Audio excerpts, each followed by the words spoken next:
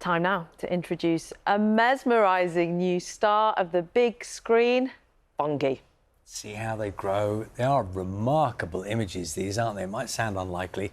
It's subject of a new film being shown on extra-large, high-definition cinema screens, bigger even than these. Have a look. Fungi are some of the only organisms capable of breaking down the complex chemistry of wood. After penetrating the wood, fungi deploy a range of digestive chemicals, breaking down plant matter and releasing the nutrients back into the soil to be taken up by future generations of forest life.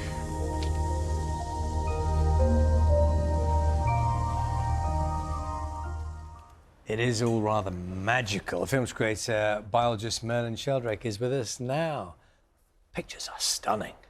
I had nothing to do with those. An amazing set of photographers who spend so much time getting those time lapses. You know, it's very hard to make visible the invisible, and somehow they do it. It takes great patience. Yes, and let's get a couple of things straight first. Bjork, the voice people heard narrating the documentary, is Bjork, the singer. Yes, Bjork. What's the Bjork fungi connection? Well, Bjork's an extraordinary artist who works a lot with the living world. She thinks very deeply about the biosphere and about all the different ways of being alive. And her last album, Fossora, had fungal themes in it. So this is a subject that's interested her for a while. Just explain to us what fungi is. It's not a plant, it's not an animal. It's been hugely significant in some really important parts of our lives. That's right. So it's a kingdom of life. That's as broad and busy a category as animals or plants. But they're not plants. They don't eat light and carbon dioxide like plants do. They don't have muscular bodies that find food in the world and put it inside themselves like animals do. They grow networks. They grow networks of branching tubular cells that insinuate themselves in their food source. And so they do their own thing in their own way of life. Penicillin is a form of fungi, Charlie. Alcohol relies on fungi as it's produced by yeast. And yet there's a lot about it that we don't know. That's right. They're a kingdom of life that have not received a kingdom's worth of attention, which is a problem because they provide a key to understanding the planet on which we live. The first thing everyone thinks of, I think inevitably, is mushrooms, which obviously are a fungi, but that's just a very small part of the broader creation, isn't it? That's right. So fungi produce mushrooms a bit like plants produce fruit to produce. They produce spores which help them to disperse themselves. But most fungal life is lived as networks, which are buried inside whatever they happen to be eating. Do you think that we need to start looking at fungi in a different way? Because lots of people will hear the word and just feel a bit grossed out.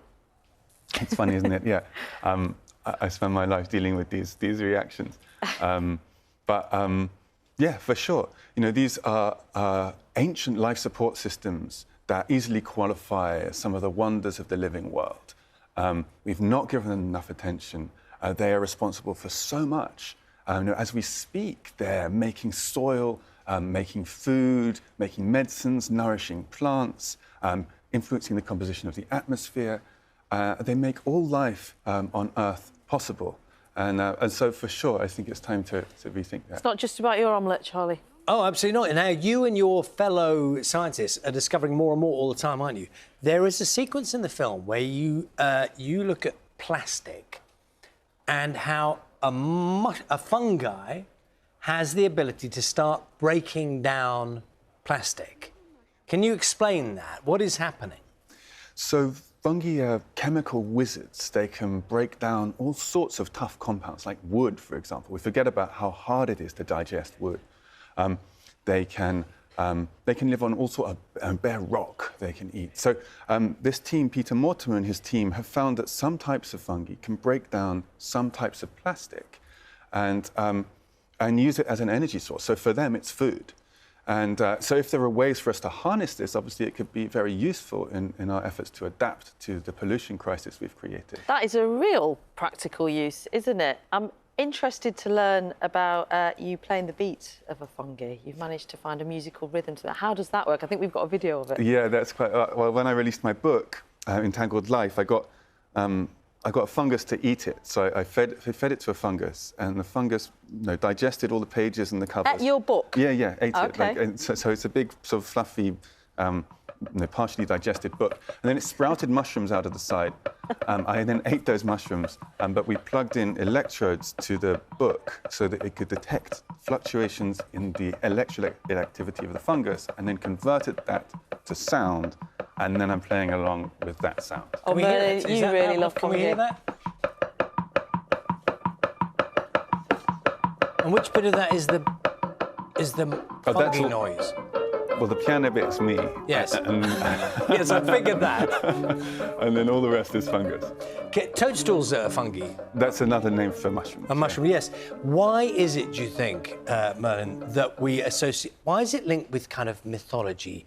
And you look at a scene like this, and some people be thinking it comes from fairy stories and little creatures sitting on top of mushrooms. Why the link with all that mythology? I know that's not what the film is about, but there is a sort of connection there, isn't there? For sure. I think part of it is to do with the mystery. That most fungi, they erupt into human life in the form of mushrooms for just a short while every year. So there's only so much we can know. So there's a kind of mysterious quality to them, but also many mushrooms produce psychedelic compounds that can change the way that we think and that we feel and imagine, and can cause us to dream and have visions. And many fungi produce medicines which allow us to survive and remain healthy. So they have this association with healing, with vision and transformation, and I think that's fed into that.